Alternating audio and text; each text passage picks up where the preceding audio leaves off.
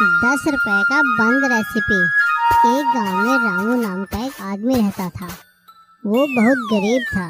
उसका पिंकू नाम का एक बेटा भी था।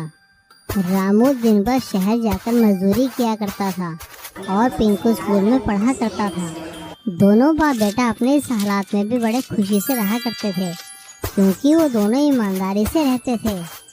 उसी गांव में श्यामू नाम का एक आदमी भी रहता था।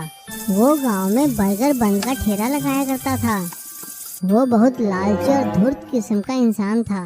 उसके बनाए बंद बहुत स्वादिष्ट हुआ करते थे, लेकिन वो बंद को बहुत महंगे दामों में बेचा करता था। एक दिन स्कूल के सामने श्यामू का ठेला देखकर पिंकू का मन बंद खाने का हुआ, तो उसने श्यामू से पूछा, अंकल अंकल यह बंद कितने का दिया? उसकी बात सुनकर श्यामू ने उसे डांटते हुए कहा, अबे रोज पूछता ही रहता है, खाएगा भी किसी दिन। अच्छा तू तो रामू का बेटा है ना, तेरे पास तो पैसे होंगे ही नहीं। जा बेटा जा जा जा, टाइम खराब मत कर। उसकी बात सुनकर पिंकू बड़ा ही मायूस होकर घर आ गया और रात को उसे मायूस देखकर रामू ने उससे पूछा, क्या बात है पिंकू बेटा, इतने उदास क्यों हो? पिंकू ने उसे सारी बात बताई। उसकी बात सुनकर रामू ने उससे कहा, कोई बात नहीं बेटा, बस इतनी सी बात है। जब मैं शाम को शहर से वापस आऊँगा तो मैं तुम्हारे लिए बर्गर और बन ले आऊँगा। हम उसे घर पे ही फ्राई करके खा लेंगे। अपने पापा की बात सुनकर पिंकू खुश हो गया और अगले दिन रामू जब अपना काम खत्म करके शहर में बंद लेने एक दुकान पर गया तो वहाँ पे उसने श्यामू को देखा। अरे ये श्यामू यहाँ क्या कर रहा है, चलो इसका पीछा करता हूँ। रामू श्यामू के पीछे हो गया। उसने देखा कि श्यामू ने एक बर्गर की बंद की दुकान से बहुत सारे बर्गर खरीदे और वो भी बिल्कुल सस्ते में। और उसके बाद श्यामू थोड़ी दूरी पर एक दुकान में गया और उसने वहाँ से केमिकल की एक शीशी खरीदी। दुकान वाले ने उससे पूछा, भाई श्यामू कैसा चल रहा है तेरा धंधा?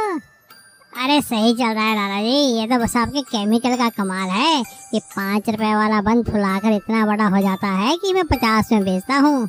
उन दोनों की बात सुनकर रामू समझ गया था कि श्यामू बच्चों को केमिकल वाला बंद खिला रहा है। रामू अपने बेटे पिंकू के लिए ढेर सारे बंद लेकर घर आ जाता है और उसे वो बड़े ही स्वादिष्ट बंद घर में बनाकर खिलाता है। बंद खाने के बाद पिंकू अपने पापा से कहता है, थैंक यू पापा, लेकिन यह बंद तो श्यामू चाचा के बंद से बहुत छोटे हैं। पिंकू की बात सुनकर रामू पिंकू को सारी बात बताता है।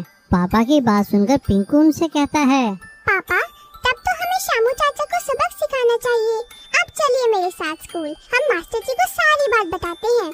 अगले दिन रामू पिंकू के साथ स्कूल जाकर स्कूल के हेडमास्टर जी को सारी बात बताता है। क्योंकि श्यामू का ठेला स्कूल के बाहर ही लगा करता था, तो इसीलिए हेडमास्टर साहब को बहुत गुस्सा आता है और वो जाकर हेल्थ डिपार्टमेंट और पुलिस को कंप्लेन कर देते हैं।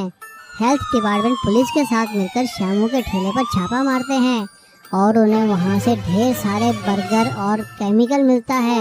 वो श्यामू को जेल में बंद कर देते हैं।